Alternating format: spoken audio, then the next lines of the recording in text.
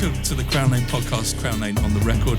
Very special episode that we've got today because we are live in Metronome. What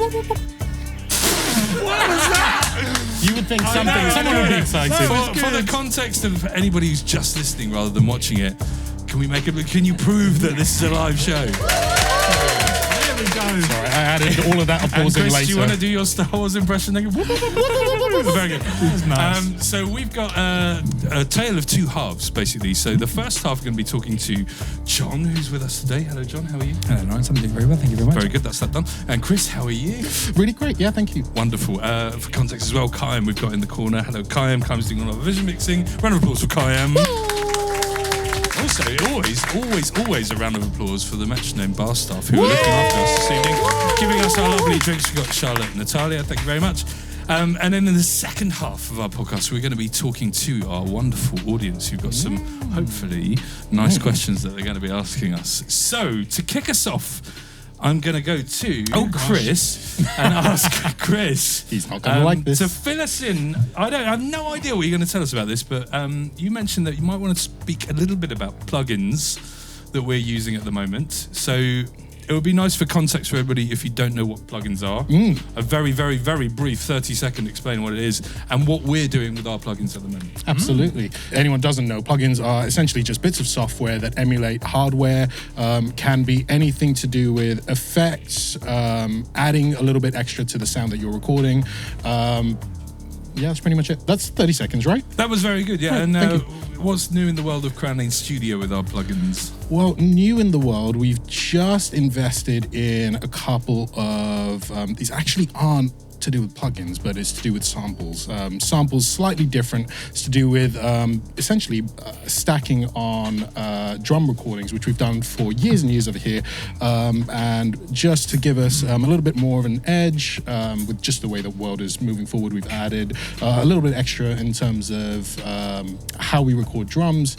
Samples, if anyone doesn't know, when you're recording drums, you can add a kick sound to the kick sound that you've recorded to give you the sound that you're actually after. Often you can get close to the sound that you're after when you record in real time, but just to give you a little bit of an edge, especially when you're recording for a studio and you're wanting this to go out for a professional recording, you add a sample to give you that extra beefy kick or the extra crack in the snare that you're missing. And that's some of the stuff that we've invested in recently. There's a couple of plugins that we've got our eye on when it comes to I think specifically our master chain. So we're looking at plugins like the God Particle and potentially some hardware gear that will essentially beef up what we do on our mastering chain. Don't worry, Bill, we're not going to step on your toes here. But for anyone who doesn't know, even when you mix, what you bounce out through can still be things. For example, you wouldn't just bounce through a naked master channel. You can have things on your master channel which add a little bit of color to the final mix. For example, a bus compressor, which sort of ties everything together in your mix, makes it sound nice and warm and punchy. And we're adding more and more stuff and sort of leveling up as we go. So yeah. Lovely. John, any thoughts? On plugins? Yeah, plug-in.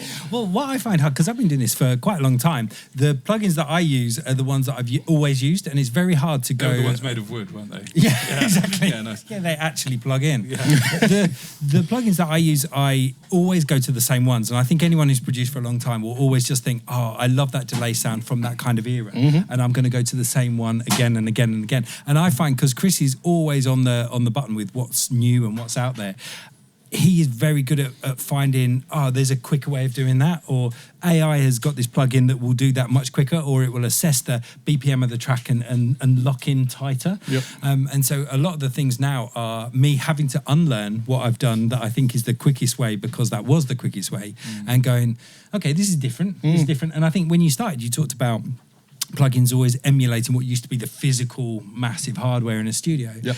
A lot of them now, when I look at what you're using in particular, they don't look anything like no. plugins that It's I like used to the use. generation after that generation. Yeah. What are the ones that we always use? The Spiff and Spiff and Soothe. Yes. Spiff and Soothe. Yeah, they do sound things great. like if you want the voice to hold its own, I would have really worked hard to carve out the mix Yes. for the rest of the band around it so that you can hear the vocals sitting on top. Shall I explain what they are? And then Spiff and Soothe. So Soothe, for example, is a resonance frequency plugin. So you can do multiple things with it. Either boost those resonant frequencies or cut them. If you use that in conjunction with a vocal channel, so you sidechain that to a vocal channel, you can essentially get, instead of having to push your vocals up, you can get this plugin to carve out the space within your mix that the vocal channel would sit in. So instead of bringing your vocals up, you can just carve out that space and not make everything louder, because you get that that usual thing of like, oh, this needs to be a little bit louder, this needs to be a little bit louder, and then everything's just overdriven and pushing red, and we don't like that.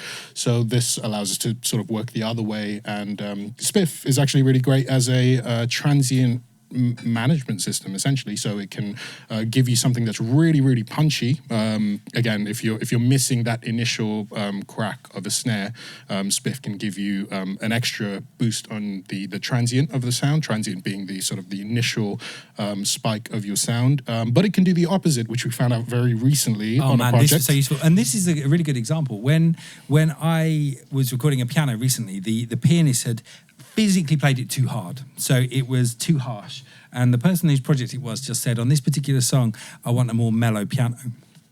And with a more mellow piano, it's very emotional. It's really like, you're lucky I'm even talking about this. It really gets me. I know, yeah. We'll hear you. I can carry on. Okay, good. I've got this. The piano, when it's played more mellow, it's a totally different instrument. The way you play, the way you dig into the note, it's called the note bed on a piano. As you go in softer, you're attacking the notes, and the hammer hits the string very, very differently. To fix that afterwards, when a pianist is overplayed, is nigh on impossible, or so I thought. Chris then says, have you thought about using Spiff in the inverse? So rather than making it more transient, why don't you make it hit all of those initial, what do you call them? Hammers. Yeah, where as the hammers hammer would hit hits. the string. Why don't you see if you can get Spiff to soften it? He literally put this plugin on, and immediately the piano sounded like it was played with like felt, and it just suddenly went to this beautiful soft sound that I know if I had used the old-fashioned tools and I thought, right, that means let's EQ it, let's turn the treble down, let's really soften the top end, it would have just been a really hard played piano, but without any top end brightness. So it wouldn't have worked. And Spiff was brilliant, but they've been around for a little while, haven't they? Oak Sound made them. Yeah, OEK Sound, OEK, S-O-U-N-D. But yeah, you've had some conversations with them, and that's how we actually got plugged in with the plugin. We were part of a project with them. They do a lot of stuff to do with accessibility, and I work with, and as studio, one of our values is accessibility, and we always look at plugins, and if you were blind, for example, will the plugin tell you when you hover over it what the plugin is going to do if you can't see? Will the screen reader feed back to you in words what you want it to do? And I was on a panel for a number of years, up until this year actually, that was asking those questions, and we would try things out and see if we could break it, see if there were people who couldn't use it in a certain way. And in those meetings, it was really interesting. They asked a question. We had Google were one of the people on the panel, and they said, what is the most accessible music software? And all of them were there. So Ableton was represented, Logic was there, Pro Tools, everything was there. And it was one guy who was visually impaired who said, the software that's most accessible is the one that is in every studio. And that's Pro Tools. And Pro Tools, although it's the least accessible in terms of the screen reading capabilities, everything's got submenus within submenus, and it's not logical, ironically. Well, it's purely, it's like opening up an Excel spreadsheet and going, okay, now make some music. Where you use a Logic or and Ableton's one of the best. It does everything. It tells you everything. You could hover over anything and it will tell you what it does. Yeah. But Pro Tools, they the room was silent once Pro Tools was sat there. Just didn't even have to answer. I was like, yeah. So the most accessible software is the one that is in every studio, and so then it's working out how we use that best. So we looked at Oak Sound and we put that on, and we realised it's really simple. It's got one dial, and a visual that shows you where the vocals flickering whenever the singer, and in real real time. If the singer sings louder, it will make sure that there's it's carved enough space in the mix. You can see it pushing out. Yeah, which is where quite a lot of software is moving to now. It's this sort of one knob feature. There are other hidden features that you can go in and change if you really wanted to, but for most people, it's we just want a bit more of something or a bit less of something, and so you put it on there, turn it up, turn it down, make your life simple, and that's what everyone's trying to do. Which is why I mentioned the God particle, because that's the premise of it. You basically add it onto your master chain. It's got one big dial on it. You turn it up a little bit, and hopefully get the sound that you want. Amazing. I have a question for you, John, but before I do that, I couldn't live with myself if I didn't mention the fact that I'm very proud of you and I just now, that Chris said one knob feature. We both thought the same thing. You turned at me and you smiled at me. I didn't think and we just let him carry on. And me trying to focus while that is going on these days. So thank you very much for your one knob feature. John, my question for you, well, it's not really a question, but you were talking to me earlier on. I said, what do you want to talk about in this podcast? And you mentioned about all the different sides of how money looks in the UK music industry at the moment. And you were saying some quite fascinating things. I said, stop. I want to hear it for the first time in the podcast. Carry on. Where do we get to? I don't know. Start from the beginning. Well, I run a lovely little course. It's a one-evening one called How to Get Paid in Music. And it's one of the favourite things. We run it once a year, and it's always, people come away with different things for different people. And it groups the different ways you can earn music in the industry into 4 distinct areas, and I'm not going to go into those right now, but every year it's got a little quiz on it, which is this area earning more this year than last year, or is it more or less? And each one of the 4 areas we go through, and every year it's changing slightly. So is recorded music earning more or less than the year before? Is performance earning more or less? Is music publishing earning more or less than the year before? Is live sound, and is merchandise? And every year for the last 5 or 6 years, merchandise has been shooting up and up and up and up. And what the sort of summary from this really has been that people want something tangible, that musicians want to give something, but the listener doesn't necessarily want what the musician wants to give. Musicians want to record a song that's perfect and then expect money for it, but the listener has money in their hand, but the musician's job nowadays, sadly, is how do you open their hand? How do you get the money out of their hand? And how do they pay for something? And at the studio, we've been trying a number of different things to get money out of the hands of the people who listen to music. And that has been an amazing journey where we've experimented, we've got things wrong, we've got things right. But for example, we now do a free launch event for every single release.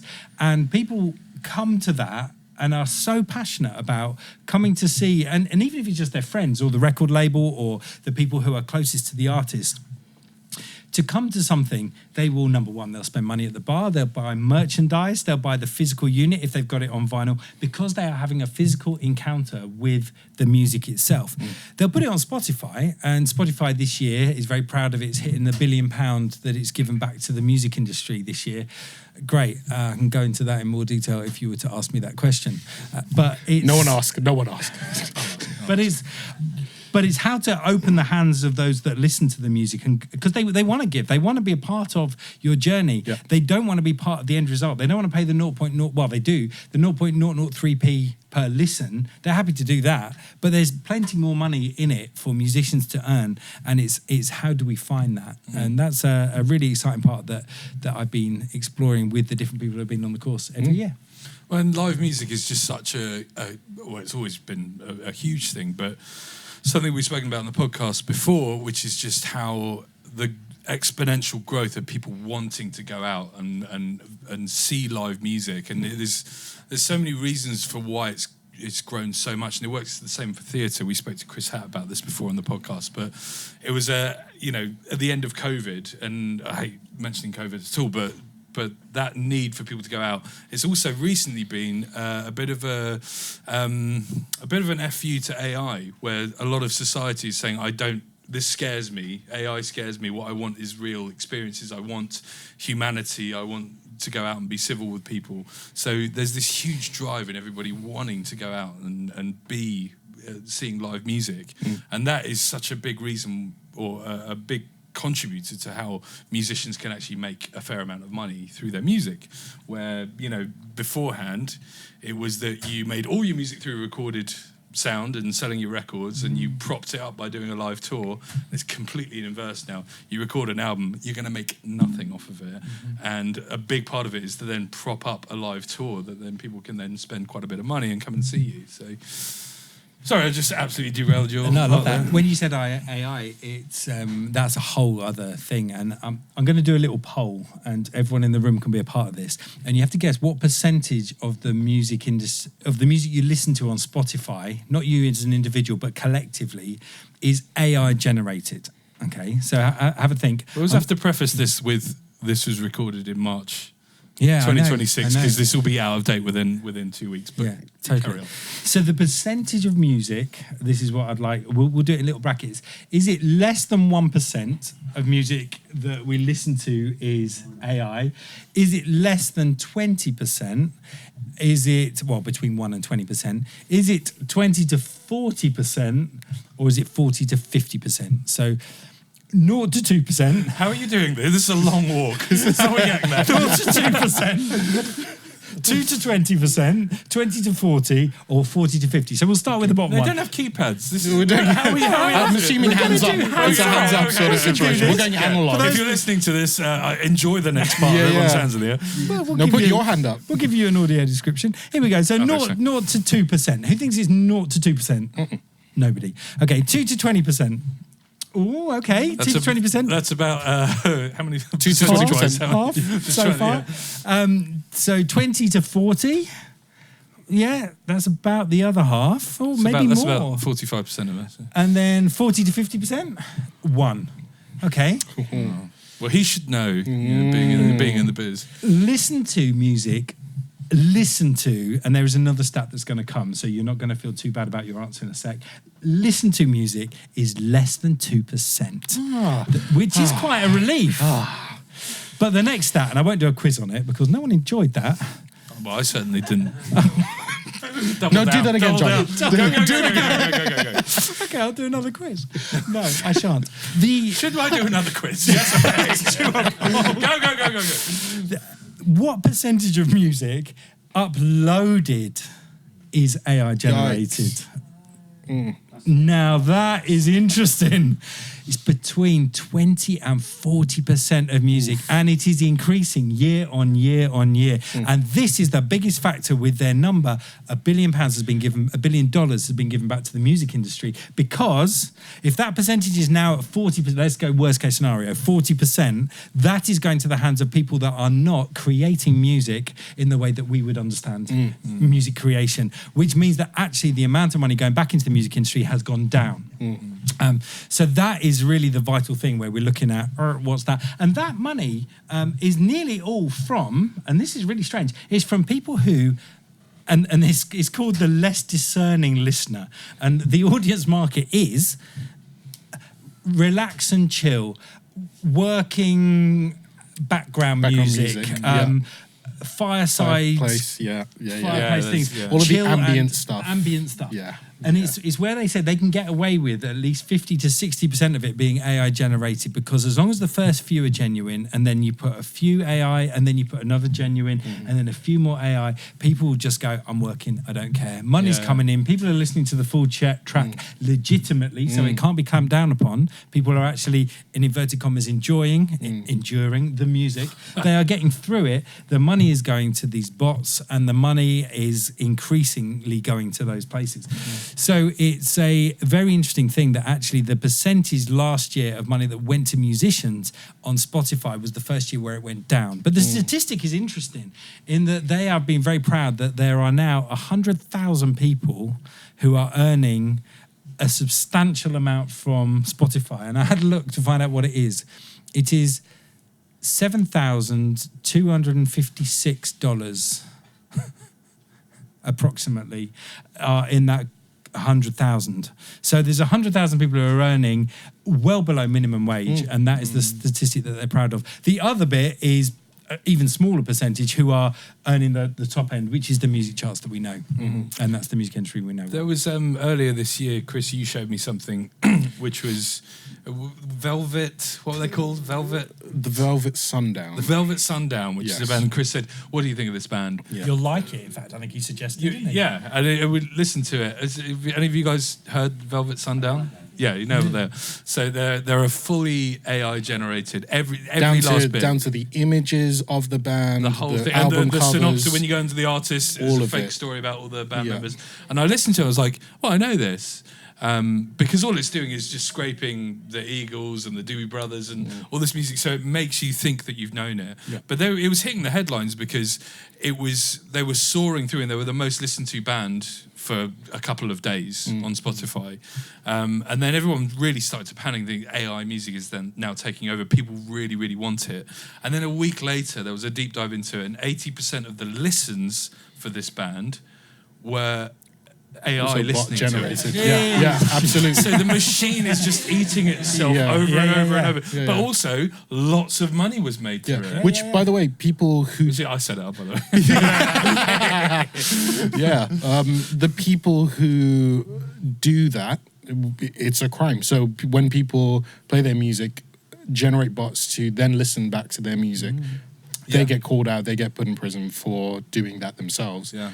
There's just no one to pin it on when it's an AI generated band, because no one actually knew. They couldn't figure out who it was that had set up the band. One presumes that it's just one person in their bedroom. One presumes, yeah. But there's some good news. I've got some good news. Okay, yeah. Yeah. Here we Wait, go. wait, John, Because before we're you gonna jump in, ahead. I think Oh, there we've got is some bad just news. a tiny bit. It's not bad news exactly. I think there's people often don't know exactly what the gripe is when they say like, "Oh, AI music is taking good over," and I mean, just to give a tiny bit of context to that, one of the biggest cases going on right now to do with AI generated music is that specifically AI companies that are generating music have trained their AI on music that already exists without getting any consent from the artists, without any payment to those artists, without anyone knowing that this was going to happen in the first place. So all of this has happened without any knowledge of the artists. So all of their hard-earned time, money, has kind of been siphoned through, and you might think, well, the plays are then being listened to, being, I mean, 0.03p per listen, and once you've had one listen, that's stored now by this AI. All of this is then taken to generate something like the Velvet Sundown or some other genuinely half decent music. I'll say that much. Completely unknown to the artists that it's actually based on their music and based on. So I think that's at the core of what's going on over here is that artists have no idea that their music's being used. Now they know their music's being used. They also know they're not being paid. They've not been consent. There's none of that's been sort of spoken about. So I think that's something that no one really knows. They just know that like, oh, machines are taking over. It's not exactly that. It's that actually people who are involved in this just aren't being credited for, aren't being given what they're due, and that's why, as people in the music industry, we're saying this isn't great because actually there are people who've worked really hard for this and are being taken advantage of. Sorry, John, back to you. The good news. The good You've got news. 20 seconds for the good news before we take our break. Go. Well, the world of books, anyone who really enjoys reading, they're the ones that are leading the world of trying to make sure that this is fair and that it's obvious what things are AI generated and what things aren't, because the same issue is happening in literacy. That people are not actually reading books that are written by humans but not being aware of it, and that's a real waste of people's time because often the stories are good for a while and then they're just they're generated and they haven't got the content that they should have. At the moment there is no official symbol for non-AI generation in it. And that is what is being looked at the minute in the world of books. And it is now the Music Producers Guild are also meeting to discuss what that should be as well. And as these two worlds are coming together, music and literacy and art, that is a really positive thing, because we will get tired of it, because it is a downward cycle. And as my son's A-level essay would prove, AI-generated things are just a cycle inwards, not outwards of, a new revelation. It's all inwards. What's been put in by all these people is all the same content. So this is a really, really positive step. It's going to take a while, and they're definitely chasing the tail. They're behind this big monster that's running very, very fast, and people are going to make a lot of money from it in the meantime. But it is very positive, because people are getting tired of it. And people are going to have to put a thing in that's going to make sure that we are able to deduce what is and what isn't AI generated. And that is on its way. I was waiting for somebody to do it. Yeah. It's a little more than 20 seconds, but okay. Yeah. Right, we're going to take a very quick break. For you, it'll be a very short break. For us, we're going to go get a drink, I think. Thank you very much to everybody. See you in a moment.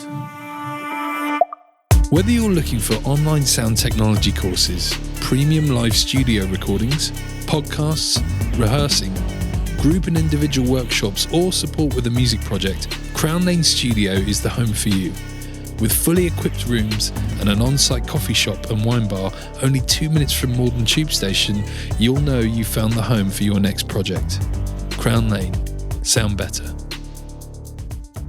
Welcome back, everybody. Yay. Yay. Yeah, that's better. Yeah, welcome back. Welcome back. It's part 2 of our podcast.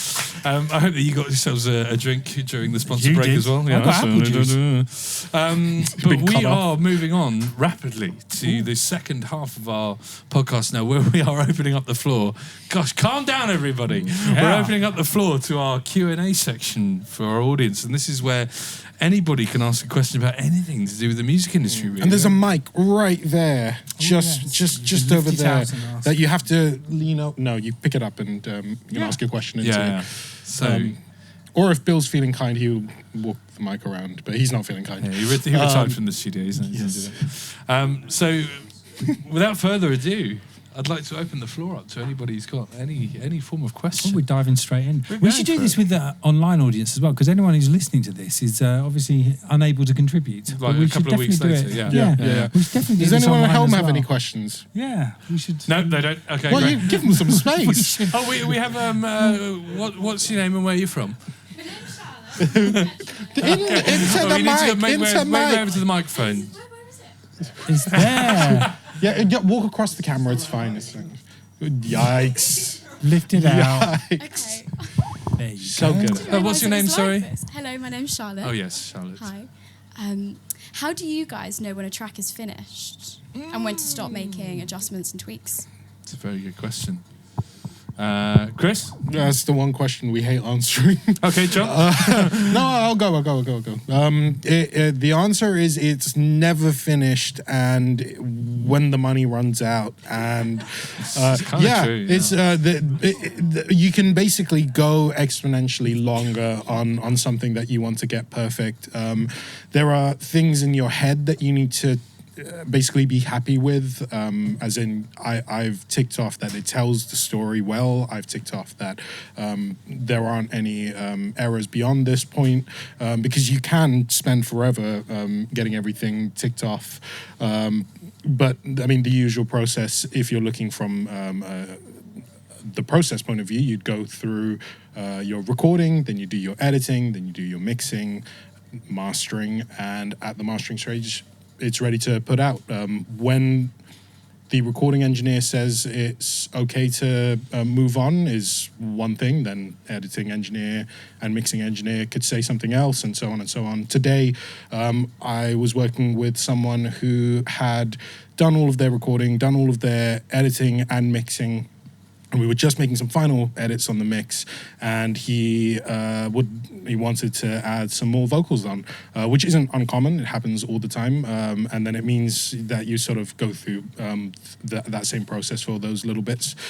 So it's kind of how long's a piece of string, but yeah. Any thoughts on your side, John? There's a bit of a danger as well, isn't there? Sorry, I'm talking now. I just realised you Yeah. said Oh, John. as well John. and speak. Yeah. But there is a danger of the artist becoming obsessed with something as well.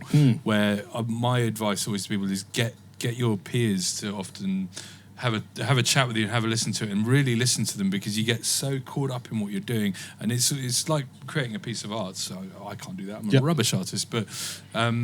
You make something perfect. You think, oh, maybe I can do a little bit more shading there, and you do everything in such small stages that actually you should have stopped 10 stages ago, and you've completely made it something different and maybe not as good at that point. Sorry, John. You go. Demo. And the other thing, sorry. Demo. Oh, another thing is one of the hardest things to overcome. So when you've created a demo of the song, a lot of artists fall in love with that. It doesn't matter how wrong it is. It doesn't matter how many inaccuracies there are. They fall in love with what that song is, and they will get to they've brought the demo, you've then produced, Chris will have spent hours and hours with them, they'll have made this song that's amazing, and then they'll go, it's missing that thing it's that just it had missing before. something. And there's a real detachment that happens between demo is one song. It's actually exists. It's a whole thing. It's an organic thing that existed at a point in time when you were probably in a bedroom and you wrote the song and you put it down on your phone, and that is a really special thing. The finished thing in the studio, you have to begin to trust that the person who's producing it knows what the audience needs and what the playlist needs. And that is often very different from what the demo was. And you have to detach the two. If you want to release the demo, go ahead, do that, because that will hold all the things. In fact, there's often a live version of a song that you just fall in love with and you love the band live. And that is so magical. And the album versions, it's all right. But it's very similar to this demo-itis thing, that the demo itself is a different thing. And the sooner artists can let go of the fact that they are trying to make it the same thing, the easier it will be for them to realise that this is a whole different thing. Another thing on the how do you know when it's finished, was chatting to Rob Cope about that. Rob Cope is the host of the Jazz Podcast, which is a UK jazz podcast, unsurprisingly. He's just done episode 300. So he has interviewed 300 different people who have just released a project. And he was looking at how do they know what means it is finished? Why is that particularly good? And one of his biggest things, because we have just finished, in fact, Bill, have you mastered it yet? Tomorrow. So Bill tomorrow will master this project. Rob just said, from meeting all these people, you have to stop far sooner than you think. So he did 13 tracks one day with some of the best musicians in the UK. We just came down. In fact, one of the musicians saw me at lunchtime, and Rob, if you're listening to this, you won't know this. And he whispered to me, if there's any way we can be finished by 3:30, that would help, because I'm playing at Ronnie Scott's tonight. And we managed to get done by, it was probably only about 4 at the latest, 13 songs, because Rob knew that actually if you've got the right players playing the right music and you rehearsed and you know what you're doing and everyone's got the right contribution and everyone's felt it and you've chosen the right people, the track is actually finished as soon as you finished it. And if the person who's mixing it has mixed it live beautifully, then particularly in the world of jazz, it can be done immediately. And so the mixing has only taken us a very short amount, I think 2 full days I've mixed that for, and it's completely finished. And yeah, some songs you'll spend forever on, pop songs in particular. Yeah, it's a very different culture. And it's, you're fighting to get everything perfect. There's the perfect, exactly. And then you get to this stage where everything is sort of mellowed and you've cut out, hopefully not too much of the character and the emphasis, and you get this often quite sanitized thing, which ticks a lot of boxes in the right part of the industry and makes money. And you just have to know what it is that you're aiming for. So that's Charlotte, going back to your question, how you need to sort of create yourself a checklist in order to answer for yourself, rather than sort of tick this universal. This song is done. You have to be able to tick off for yourself that like you're happy with this, and be happy with some of the errors and mistakes and imperfections and all of the good stuff that comes with it, like in live stuff. There's a continuum that goes from commercial to art, and every release will fit somewhere on that. And sometimes, if we haven't had the conversation at the beginning to know where someone's release is on that, we can be treating it as a commercial release and pushing it down the route that you've exactly said. And actually, theirs is a piece of art, and they've done it in one take, and that is beautiful, and they're happy with it.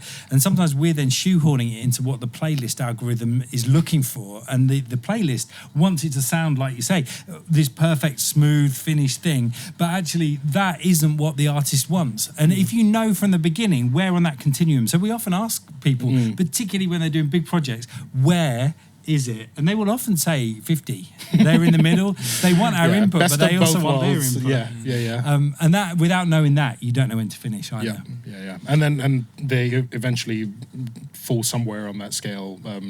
Most often not halfway in between art and commerce. They often want to have more control, or they want to fit what will make me money. So thank you for that, Charlotte. It's a great question. You can finally go back over there if you like. Yeah, you've been stuck there for a while. Yeah, nice. Next question. Oh, Charlotte, you had another question. No. No. Is there anybody who has a question? No, I have a question if no one else is ready to jump in. Oh, give him a chance. Give him a chance. As if you haven't spoken enough. Yes, please come over to the microphone. What's your name? Where are you from? I'm Natalia. I'm from Morden. Oh, lovely. Yeah. My question is for if artists are creating their own work, music, whatever it is, how can they go about protecting or copywriting it?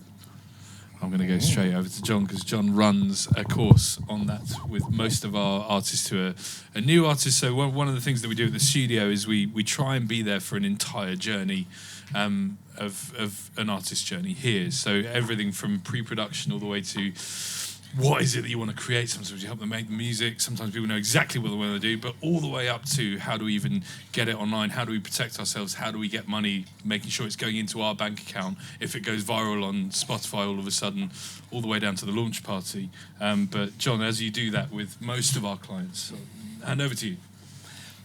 First of all, if you're using AI, which is quite a lot of people do, make sure you've written UK in the question, because looking at copyright law in America is very different. In the UK, as long as you've got evidence somehow that it existed at a point in time, then that thing exists and you have evidence to stand up in court and say it exists. In the US, it's different. You have to register it with a copyright body and a copyright agency, so it's very different. So in the UK, we're very lucky.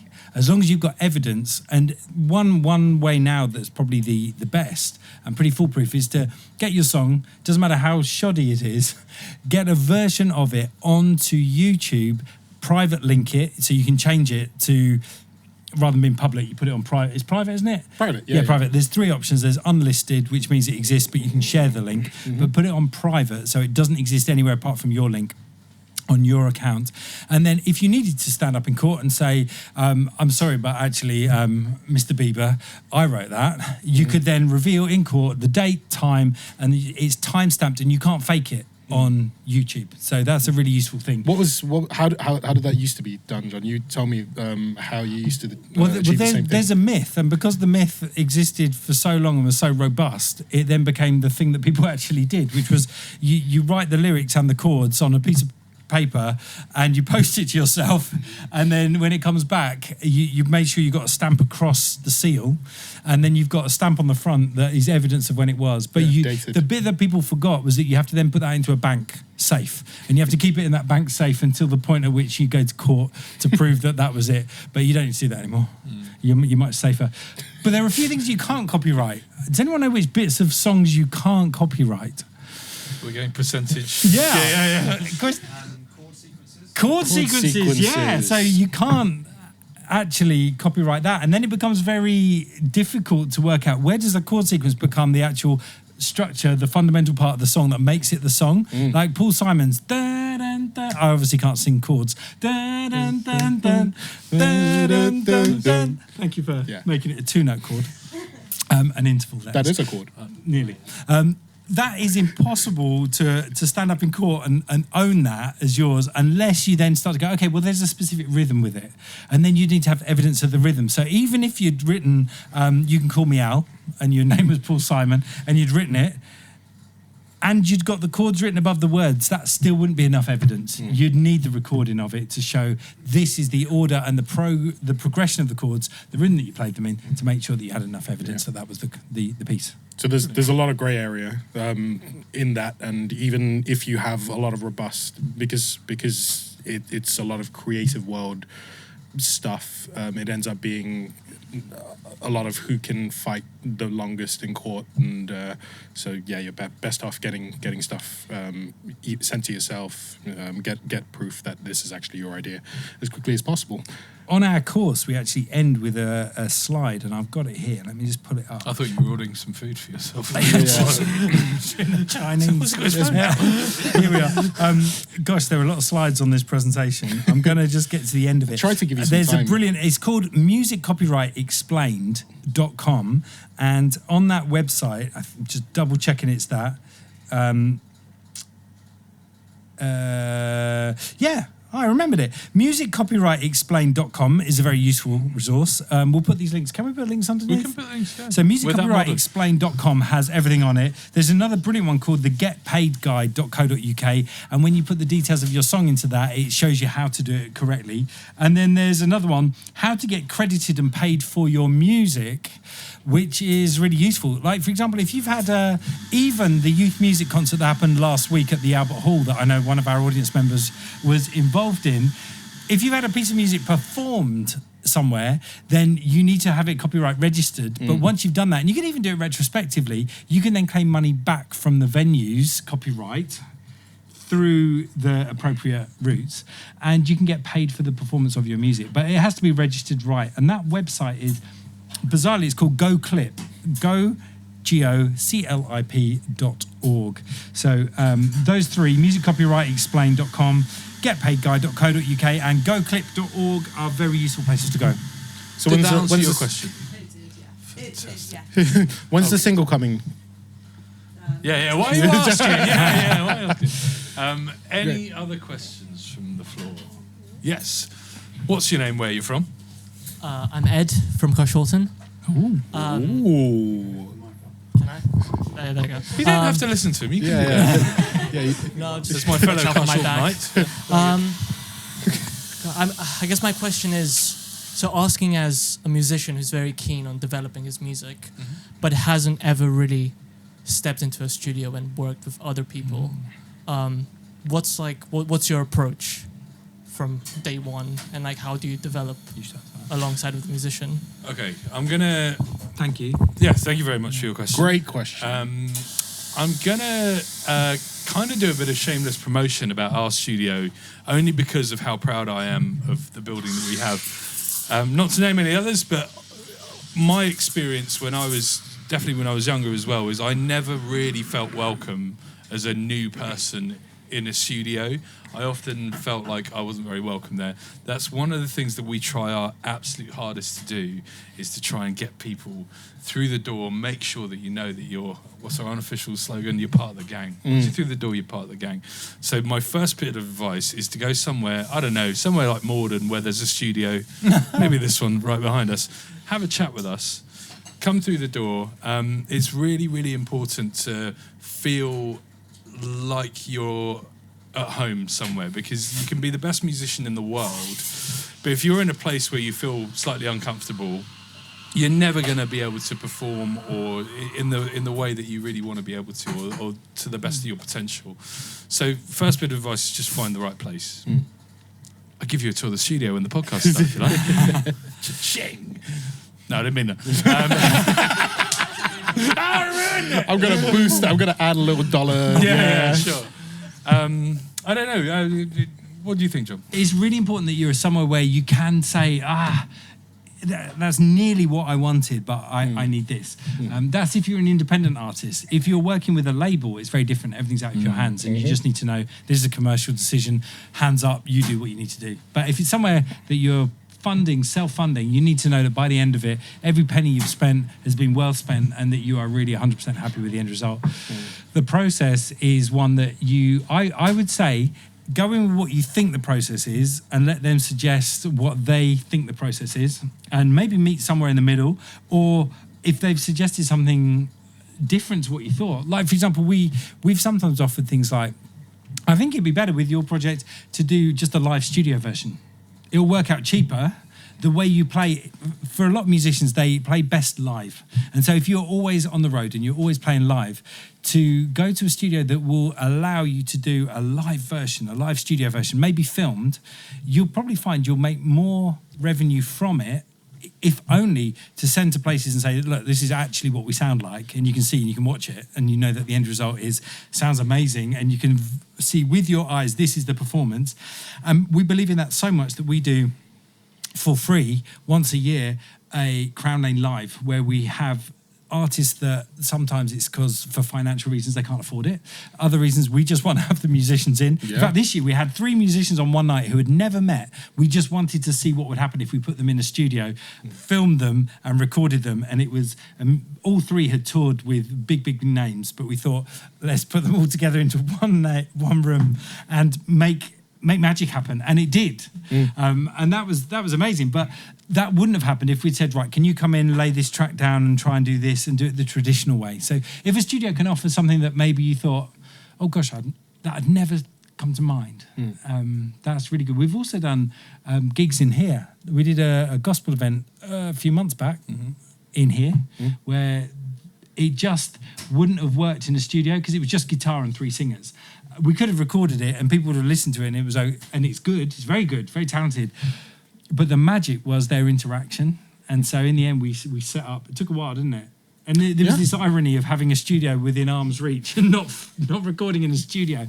But it worked because it was in here, and they were able to then release each song as like live. And there was a real drama around it as well. I think as well, to kind of cap it off, is it's really important to kind of predict the worst of what might happen within a project, and then really speak honestly about the people that you're working with, and try and find out what are your policies on this, what would happen in worst case scenario, and maybe even trying to get something in writing. We've had people quite a lot. I'd probably say in the last 2 years, I'm going on percentages now, you started this trend, but 20% say, people who phoned up almost in tears saying that they've been really stung by other studios. And there weren't that many studios in particular, but people who have, they've saved up, say, $2,000 to make an EP, and they're really, really, passionate, desperate to do it. And then what they were promised didn't happen. And they say, okay, can you send me my files? Oh no, we can only send you them for an extra £500. Some real horrible shocks that are out there, which we, from the beginning, it's like a, I sometimes spend an hour and a half on the phone with some clients just trying to build up a bit of trust and rapport. Come down, come and see us, come and have a cup of tea with us, come and have a glass of wine with us in the evening. And building up that trust is something that's really, really important for us to do. But for you as well, be very, very mindful of any project that you want to get into, about what do you think could be the worst case scenario? How can I safeguard myself against that? And have those conversations. If you feel like someone's just making up something on the fly, or, oh yeah, no, we'll talk about that later, just be a little bit wary. We have 3 points on a big project where artists pay. We have upfront, which is like a deposit, so that's your risk. The next one is when you've recorded everything, and if you then think, do you know what, I found this project really difficult, you can then at least know that you can take everything away, and then you could get it mixed somewhere else, and you haven't lost any money. The final bit is our risk, because we say you don't have to pay the final one until you're happy. Yeah. And so far everyone has been in the end. Yeah, exactly. Yeah. But that's the aim. Did that kind of answer your... Sorry, I think we just spoke for way too long then, but yeah. Yeah, I'd say so, yeah. Oh, brilliant. And you're very welcome to a tour afterwards. You said 200 quid. He's not joking. Up front. Yeah, in cash. Yeah. Are there any other questions before we wrap up? Yes. What's your name and where are you from? Hello, I'm Nick from Hackbridge.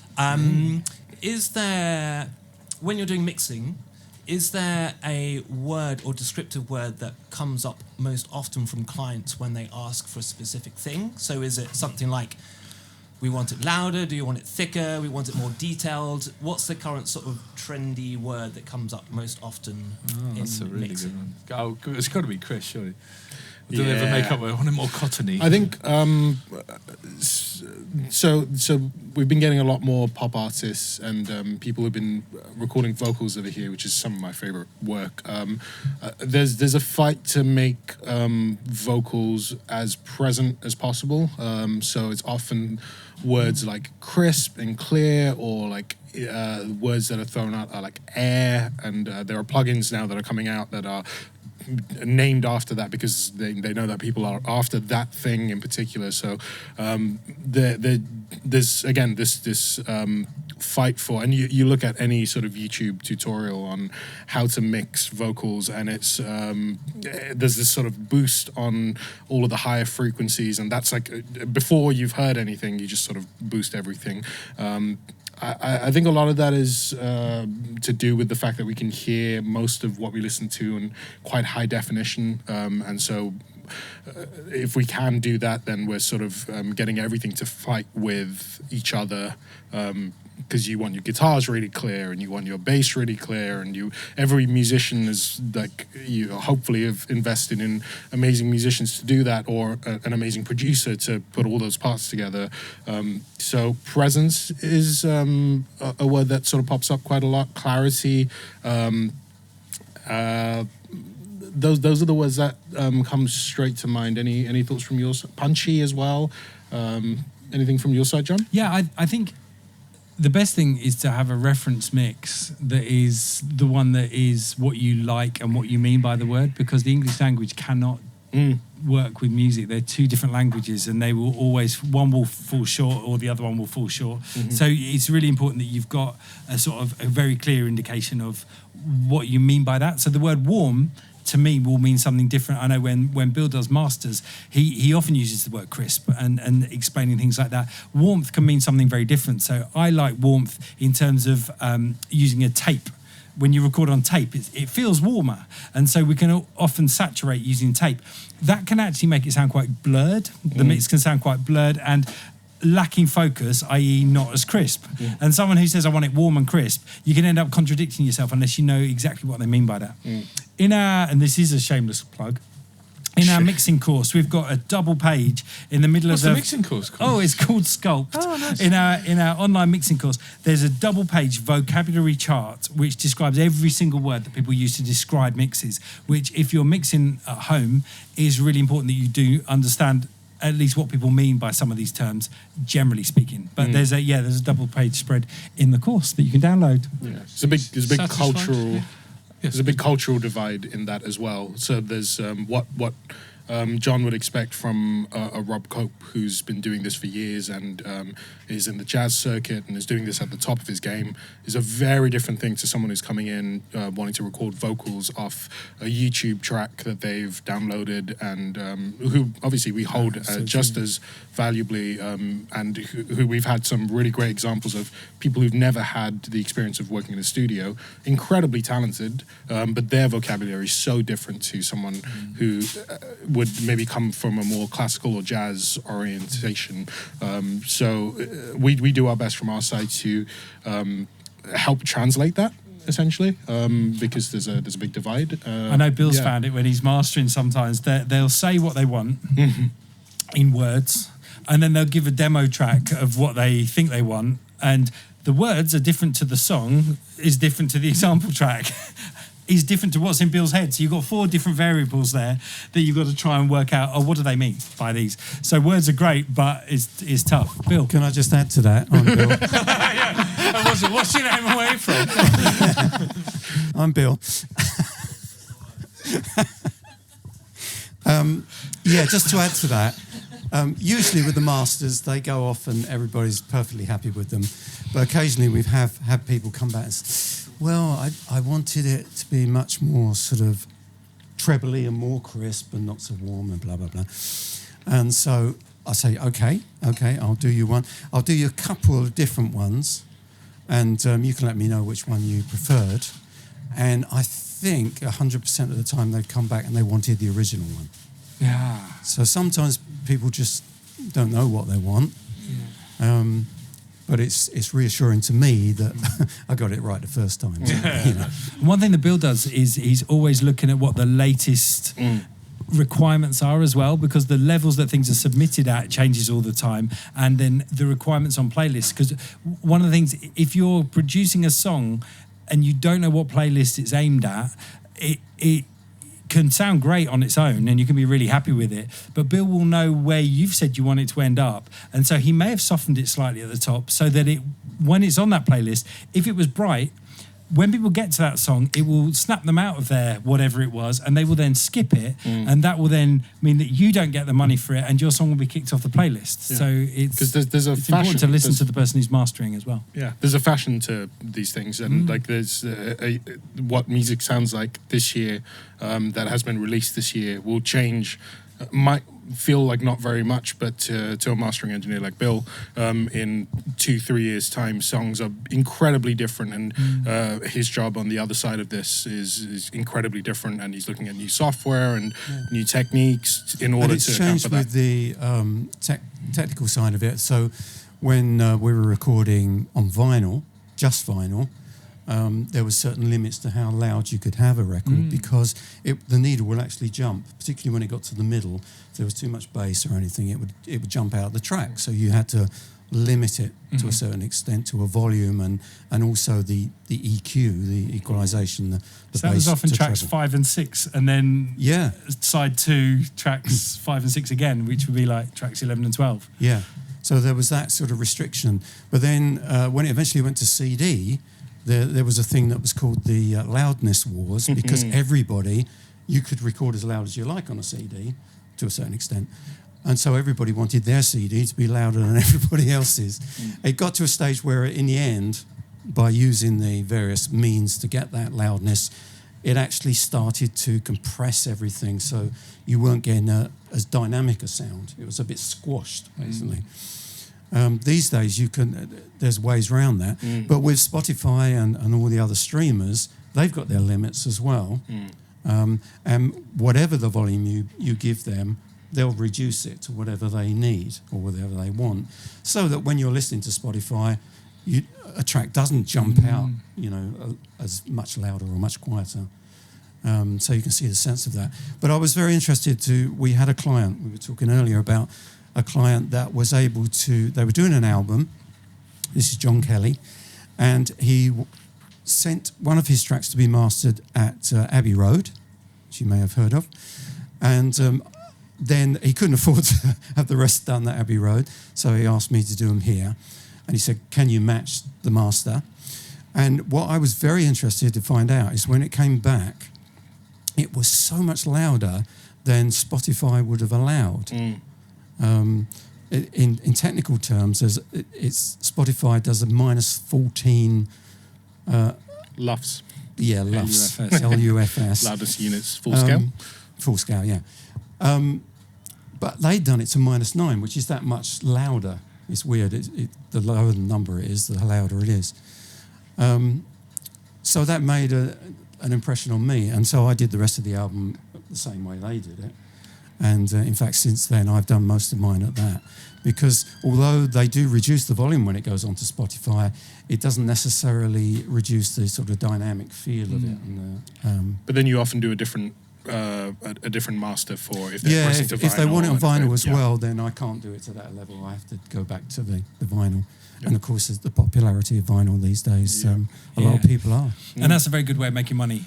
Vinyl is you can do short run vinyl now, which you couldn't do even a few years ago. Vinyl was very expensive because you had to get to minimum thresholds, but now you can do short run. And people are willing to buy it because they want to hold something, and it's a good product. CD again this year has dropped again, but vinyl has really held its ground. So it's on your Crownlane questionnaire, Lawrence, when you've done them, what percentage of people have replied with vinyl as their... it's the majority of people. I was looking for a percentage, but yeah, sure. Well, John will give you the percentage. Yeah, that's right. There we go. Okay, well, that's pretty much it. If there's any other questions, otherwise... Oh, you look straight at me there. No, please no. We're going to come to the end of our lesson. Once a teacher, always a teacher.